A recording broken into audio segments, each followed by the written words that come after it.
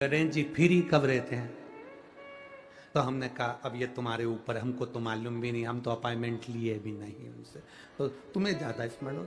तो किन आप शंकर जी की कथा करते हो, आपको नहीं मालूम कि गणेश जी कब फ्री रहते हैं? हमने कहा गणेश जी फ्री रहने का केवल एक समय होता है, एक टाइम होता है, एक पल होता है, एक घड़ी होती है कि गणेश जी महाराज हमारे घर में आ गए। गणेश जी की सबसे पहली जो आरती हो, उस आरती के समय पर अगर धूप बत्ती जलाई जाए या गोबरी को जलाकर उसमें गूगल छोड़ी जाए और गूगल छोड़ने के बाद गणेश जी का नाम ध्रुम वर्ण कह दिया जाए, तो गणेश जी को तुम्हारे घर की पूजा स्वीकार करना पड़ती है। बस वो समय हम जानते, हम तो बस उतना जानते हैं कि शिव महापुराण में लिखा और मुद्गल पुराण में लिखा, गणेश पुराण में लिखा, गणेश जी का एक नाम होता है ध्रुम वर्ण। क्या नाम है? ध्रुम वर्ण गणेश जी का एक नाम होता है। जब हम धूप जलाकर और धूप लगाने के बाद में गणेश जी की सबसे पहली आरती करने के पहले अगर हम सबसे पहली आरती गणेश जी की कर रहे हो, अपने घर में स्थापना कर रहे हो, बिठा रहे हो, और तुम चाहते हो कि गणेश जी मेरे घर में आके मेरी पूजा को स्वीकार करें और जो मांगू मेरा गणेश मुझे दे 10 दिन के अंदर, तो पहला नाम लेकर पुकार लेना ध्रुम वर्ण विनायक, बैठो, बस काम हो गया। वो फ्री होकर आता है, वो बैठता है। गणेश जी की प्रियता है दुर्वा। क्या प्रियता है? दुर्वा। कितनी दुर्वा गणेश जी को समर्पित करी जाती है? मात्र 5। कितनी? आज के जमाने में लोग गट्ठा बनाकर चढ़ा दें, वो अपनी जगह पर 5 दुर्वा पंचम इंद्रियों को वश में करने के लिए और भगवान के 5 जो स्वरूप हैं उनको अपने भीतर उतारने के लिए पंच दुर्वा। और दुर्वा में भी 3 गांठ। जब दुर्वा समर्पित करी जाती है तो उसमें नीचे दुर्वा की डंडी पर गांठ रहती है, 3 छोटी छोटी गांठें होना चाहिए। कितनी गांठ? जो भगवान को समर्पित करी जाए। जिस लड़के और लड़की का विवाह नहीं होता, आज मालिनी को बहुत तकलीफ दे रही है, तो सफेद दुर्वा, जहां पानी वाला स्त्रोत होता है, जहां पानी भरा हुआ होता है, वहां पर एक दुर्वा लगी होती है, सफेद दुर्वा। जैसे हरी दुर्वा होती है ना गणेश जी को चढ़ाने वाली, ऐसी सफेद दुर्वा होती है। वो सफेद दुर्वा बालचंद्रेश महादेव को चंद्रमा पे से घुमाकर शिव जी को समर्पित करना है। उसी को लेकर आकर सुबेरे शिव जी का बालचंद्रेश महादेव नाम लेकर उस दुर्वा को खाना है और शिव जी पर जल चढ़ाकर उसका आचमन करना है। जल बाबा चाहेगा तो कुछ दिन में वो पत्थरी अपने आप कहीं निकल ही जाएगी और आपको तकलीफ नहीं। बालचंद्रेश महादेव। आप शिव की आराधना जो करते हैं, शंकर का जो आराधना करते हैं, शिव स्मरण करते हैं, शंकर का नाम का जाप करते हैं, शिव भक्ति में जो डूबते हैं, उसका एक सुख आनंद करने वाला महाराज। माता पार्वती जी रो रही हैं, शिव जी ने कहा तू क्यों रोती है, तेरे रोने का कारण क्या है, क्यों रो रही है, किस लिए रो रही? प्रभु मेरा पुत्र आज मुझे गलत दृष्टि से देख रहा है, इसलिए मुझे रोना आ रहा है। शिव जी ने कहा चिंता मत कर, इसका अंतिम समय आ गया। जब व्यक्ति अगर माता को गलत दृष्टि से देखने लगे तो उसका अंतिम समय आने में देरी नहीं लगती। शिव जी ने उसी समय पर काल भैरव को प्रकट करा और भैरव को प्रकट कर कर उसी समय पर भगवान शंकर ने उस अंधकासुर के प्राणों को हर लिया। भगवान देवाधिदेव महादेव उस स्थान पर खड़े होकर स्वयं काल भैरव को वर प्रदान कर देते हैं। हे भैरव, तो जगत के कल्याण के लिए तेरा प्रागट्य हो, जगत कल्याण के लिए। ये श्रंभेश्वर महादेव जो नाम है,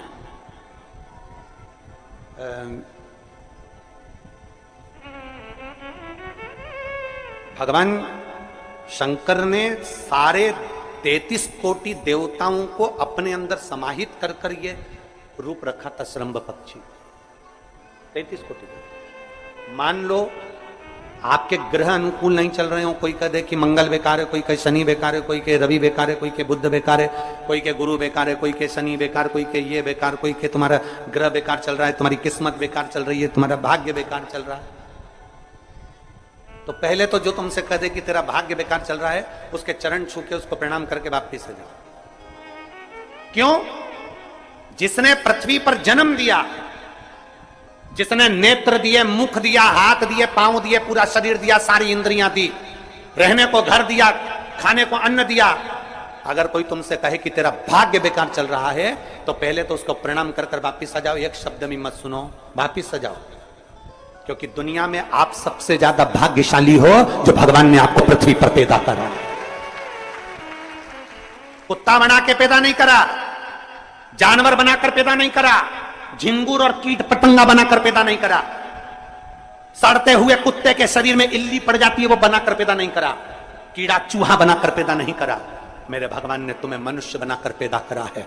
जितने पृथ्वी पर मानव पैदा होते हैं ये अपने आप में भाग्यशाली होते हैं, कोई अभागा पैदा नहीं होता। कोई तुमसे कह दे तेरा भाग्य बेकार चल रहा है, तेरी किस्मत बेकार चल रही है, उसके पांव पड़ो, वहां से निकल लो, अपनी पत्रिका लपेटो और वापिस सजाओ जन्म पत्रिका लेकर। भाग्य तुम्हारा बेकार नहीं है, तुम्हारी किस्मत बेकार नहीं है।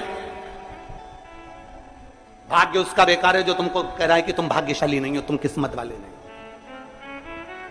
भाग्य उसका बेकार है जो पृथ्वी पर जन्म ले लेता है, शंकर जी के मंदिर में 1 लोटा जल चढ़ाना चालू कर देता है, शंकर के मंदिर में झाड़ू पोछा करना प्रारंभ कर देता है, वो कभी भी अभागा नहीं होता, वो भाग्यशाली ही होता है। वो अभागा नहीं है, वो भाग्यशाली है। और जितने पृथ्वी पर मनुष्य जन्म है, चाहे वो छोटे से छोटा बड़े से बड़ा, आपका हाथ पैर शरीर सब भगवान ने दिया है, आपको करोड़पति बनाकर पैदा करा है, फिर भी आप अपने आप को अगर अभागा समझते हो तो आपके ऊपर है। किस्मत वाले हो, करोड़पति बनाकर भेजा है।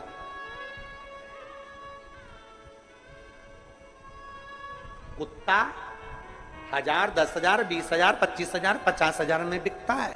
तुम्हें तो भगवान ने 2-2 किडनी दिए, अभी बेचिए 20-20 लाख में, यूं बिक जाएगी। भगवान ने नेत्र दिए 50-50 लाख में, अभी बिक जाए 5 लाख में। एक एक शरीर भगवान ने कीमत वाला बनाकर भेजा है। किसी डॉक्टर के पास बैठना और पूछना कि कौन से अंग की कितनी कीमत होती है, वो डॉक्टर बता देगा कि तुम्हारे शरीर की क्या कीमत है। और उसके बाद भी कहते हो कि हम अभागे। बताने वाला कह देता कि तुम भाग्यहीन हो, तुम भाग्यशाली नहीं हो, तुम किस्मत वाले नहीं हो। वहां से पत्रिका उठा चल दो, कहते मेरे बाबा ने मुझे भाग्यशाली बनाकर भेजा है। और अपने हाथ में वो बल होता है कि आप स्वयं इतनी मेहनत कर कर आगे बढ़ सकते हो कि अपने आप किस्मत वाले बन सकते हो।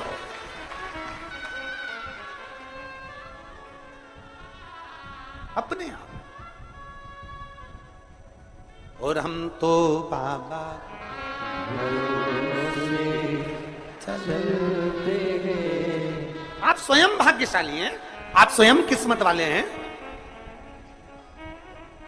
कोई कैसे कहते तुमको कि तुम अभागे हो? ना ना, हमारे बराबर भाग्य नहीं है किसी का। तुम्हारी ग्रह खराब है, तुम्हारे ग्रह खराब है। संभेश्वर महादेव का नाम 7 कनेर के पुष्प, कितने? 7 कनेर मालूम है? ये रोड पर जो जाते हो डिवाइडर में पीला पीला फूल लंबा, जो कि पशु पक्षी कोई नहीं खाता, जहरीला फूल माना जाता है। कनेर के 7 फूल, एक बेलपत्र। जिस समय पर कनेर का फूल बेलपत्र के साथ चढ़ाया जाएगा तो 7 कनेर के पुष्प सीधी बेलपत्र पर आपको रखना। 2-3 प्रदोष कर कर देखना। अगर कोई आपसे कहे कि आपका भाग्य ठीक नहीं चल रहा, आपकी किस्मत ठीक नहीं चल रही, आपके ग्रह ठीक नहीं चल रहा है, आप भाग्यशाली नहीं हो, पहले तुम हाथ से उठ जाओ, उसके बाद में देवाधिदेव महादेव के पास 7 कनेर के पुष्प एक बेलपत्र में रखकर नंदीश्वर के पास में बैठकर श्री शिवाय नमस्तुभ्यम बोलकर अशोक सुंदरी वाली जगह पर स्पर्श कराकर भगवान शंकर पर 7 फूल के साथ बेलपत्री की डंडी अशोक सुंदरी की साइड हो, ऐसा स्मरण करते हुए शिव को समर्पित कर दे। वही बेलपत्री 5 बार नमः शिवाय या पंचाक्षर मंत्र, षडाक्षर मंत्र या श्री शिवाय नमस्तुभ्यम बोलकर वही बेलपत्री 3 प्रदोष, 4 प्रदोष, 5 प्रदोष, 2 प्रदोष, जितने प्रदोष आप चढ़ा रहे हैं प्रदोष काल में, वो बेलपत्री लाकर अपने कक्ष में अपने पूजन वाले स्थान पर रखते जाओ। एक बेलपत्री एक प्रदोष पर लाओगे, अगला प्रदोष आएगा, कितना अंतर पड़ता है। आपके भाग्य बदलने में आपको खुद मालूम पड़ जाएगा कि आपकी किस्मत कैसे बदल गई। मेहनत आपको करना है, परिश्रम आपको करना है, लगन आपको लगाना है, और बेलपत्री और कनेर का पुष्प शिव को चढ़ा। तो जो चतुर्थी का पूजन करने वाली होती है, जो चतुर्थी का नियम व्रत धारण करने वाली होती है, बड़ी बड़ी चतुर्थियां करती हैं या उसका नियम धारण करती हैं, तो चतुर्थी का जो पूजन करती है वो किस चीज के लिए? केवल संतान, पुत्र, परिवार, हमारा कुटुंब, हम जिस कुल में हैं, हमारा कुल वैभव की ओर बढ़े, संपदा की ओर बढ़े और उसकी आयु बढ़े, उसकी आयु बढ़े, वैभव बढ़े। चतुर्थी के दिन सात गांठ वाली दुर्वा 21 ले लो और चतुर्थी के दिन गणेश जी को समर्पित कर दो।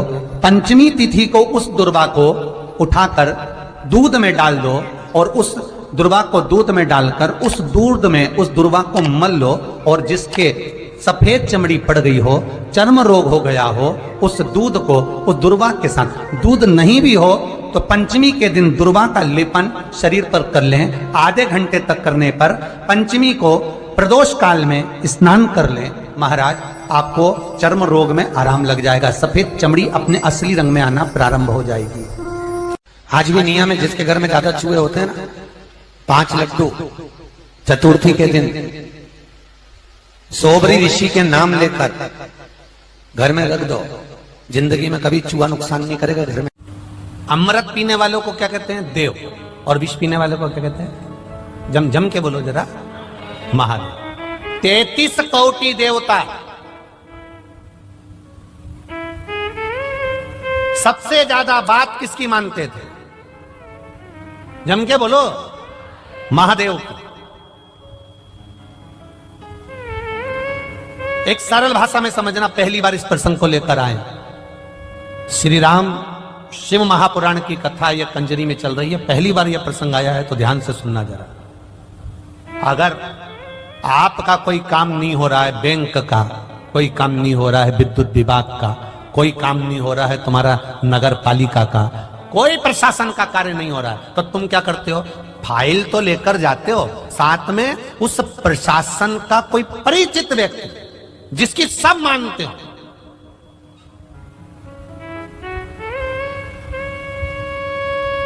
जिसकी सब सुनते हो। विधायक जी आप हमारे साथ चलोगे क्या? हमारा ये कार्य है, आप कर लोगे क्या? महात्मा जी आप हमारे साथ चलोगे क्या? हमारा ये कार्य कर दोगे? मतलब आप उसको लेकर गए हो जिसकी बात कभी ना कटे, कभी ना कटे, आप उसको साथ लेकर जाओ, आप उसको लेकर पहुंचो।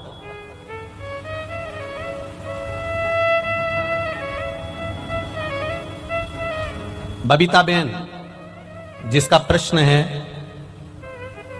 हालोल से, जिन्होंने सीहोर मैसेज करा है, बबीता बेन हालोल वाली, कि हम भगवान के पास में अपना काम करवाना है तो भगवान के पास जाएं तो हम क्या लेकर जाएं? जैसे कोई विधायक को ले जाता है, कोई अध्यक्ष को ले जाता है, कोई किसी को साथ ले जाता है तो प्रशासन का कार्य हो जाता है, हम किसको लेकर जाएं?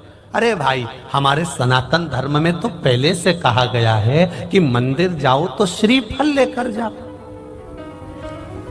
क्या लेकर जाओ? श्रीफल।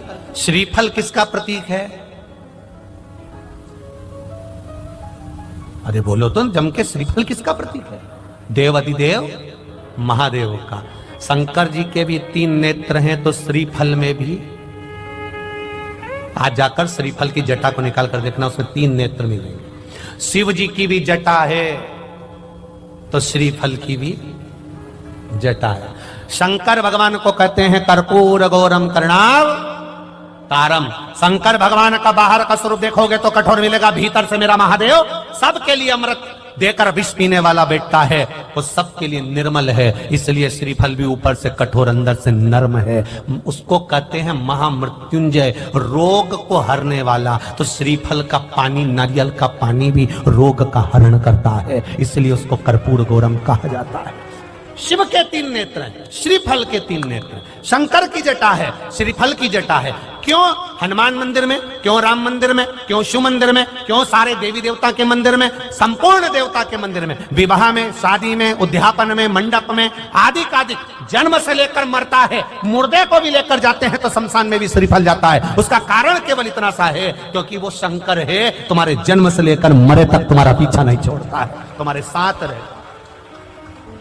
किसी गुरु को बुलाना है श्रीफल दे देते हैं, किसी से काम निकालना है श्रीफल दे देते हैं, किसी का सम्मान करना है श्रीफल दे देते हैं। क्यों? क्योंकि शंकर जब उसके हाथ में पहुंचता है, शिव उसके करीब में पहुंचता है, शंकर जब उस मंदिर में पहुंचता है, हम राम जी के मंदिर पहुंचे, हनुमान जी के मंदिर पहुंचे, देवी जी के मंदिर पहुंचे, देवता के मंदिर पहुंचे, हम नारियल ले गए, श्रीफल ले गए, श्रीफल ले जाकर हमने जब दिया तो देवता प्रसन्न हो जाते हैं कि मेरा महादेव आ गया है, इसकी पहचान बहुत ऊपर है, इसकी फाइल निपटाना पड़ेगा। मेरा महादेव आया है, इसकी फाइल निपटाना पड़ेगी। लोग कहते हैं उसने एक श्रीफल दिया, काम नहीं पड़ गया, क्योंकि वो श्रीफल नहीं है, वो मेरा देव अधिदेव महादेव है। उसको पहचान नहीं है लोगों को, बस कह दिया नरियल है, श्रीफल है। शंकर जी के मंदिर जाते हो आप लोग? हाथ उठाओ, कौन कौन जाता है जरा? सब जाते हो? रख लो रख लो रख लो, वापिस रख लो रख लो। शिव जी के मंदिर जाते हो? घर से जल लेकर जाते हो?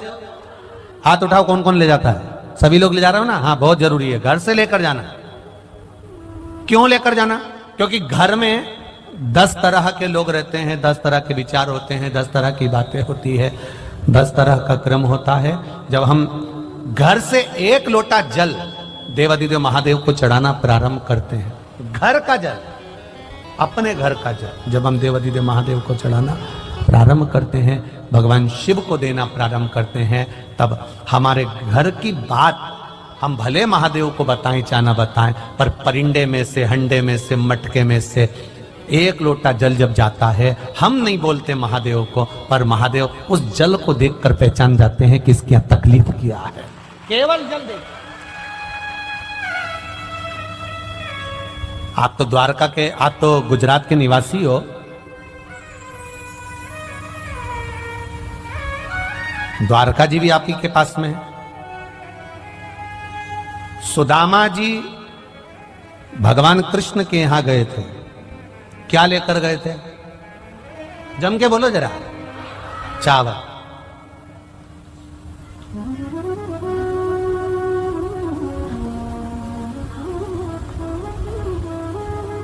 भगवान कृष्ण ने 3 लोक का राज्य दिया, 3 लोक का राज्य चावल को देख के दिया था कि बासमती था कि लाल किले का था।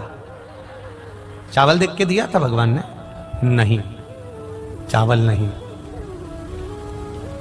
पड़ोस में गई सुशीला, मेरा पति द्वारका जा रहा है, थोड़ा सा कुछ दे दो। वो फटक रही थी तंदुल, उसने सुशीला के पल्लू में दे दिया। पल्लू में जब तंदुल आया, और पल्लू में तंदुल आया तो तंदुल डलते से ही पल्लू फट गया, नीचे चावल गिर गया, नीचे गिर गया चावल नीचे। सुशीला ने उस पल्लू को फाड़ा, उसके 4 भाग सुशीला ने करे, एक तंदुल उसमें भरा, और तंदुल भरकर ले जा रही है, कंकर भी पड़ा हुआ है, बीनती बीनती रास्ते भर जा रही है, आंख का अश्रु उस तंदुल पर गिरते चले जा रहा है, आंख का अश्रु उस तंदुल पर गिरता गिरता जा रहा है, गिरता गिरता। तंदुल को बांध कर सुदामा जी को दे दिया, सुदामा जी ये तंदुल लेकर चले जाओ। ये तंदुल सुदामा जी आप लेकर जाइए।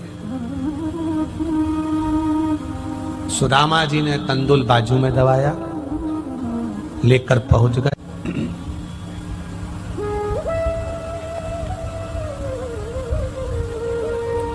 लड्डू 25 दिन का बासी हो। कितने दिन का? 25 दिन का। पर उसकी पैकिंग, डब्बा 1 नंबर का हो। के रूप में बांचना चाह रहे थे, अखंड अखंड सौभाग्यवती के भाव से, अखंड वैभव के भाव से, अखंड संपदा के भाव से। जैसे 3 चीजें हैं अखंडता में मानी जाती है, एक बेलपत्र, दूसरे नंबर पर अक्षत चावल का दाना, तीसरे नंबर पर शमी का पत्र, अखंडता में माना जाता है। याद रखना।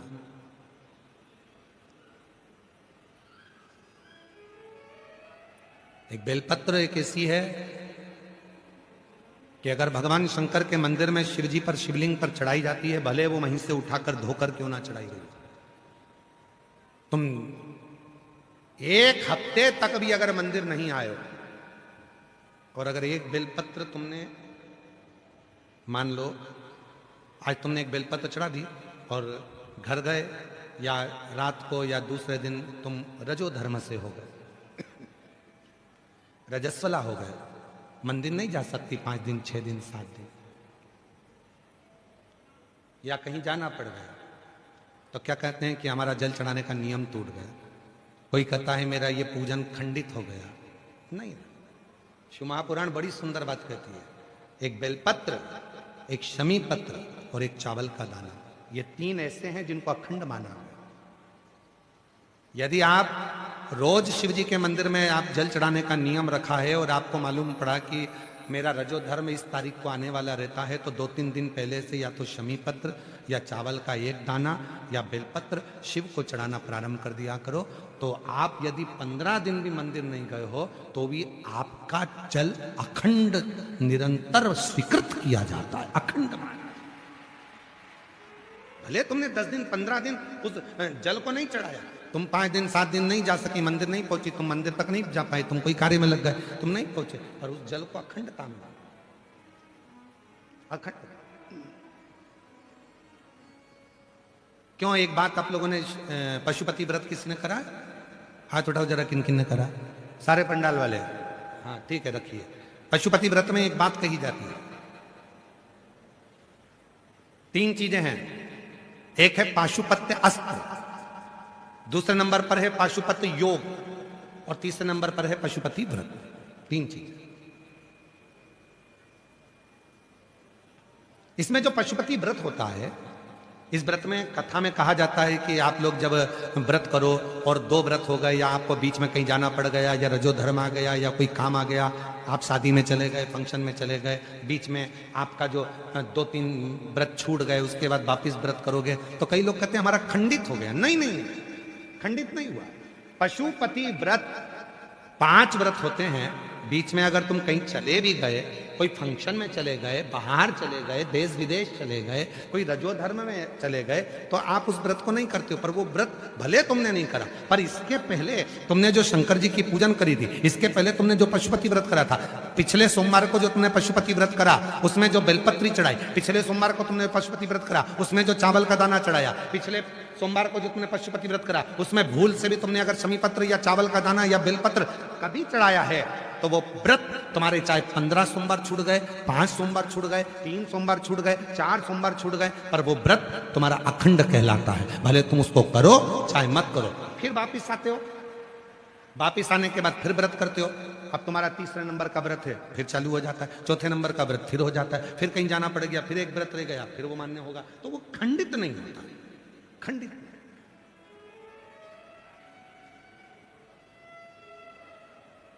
अखंड है।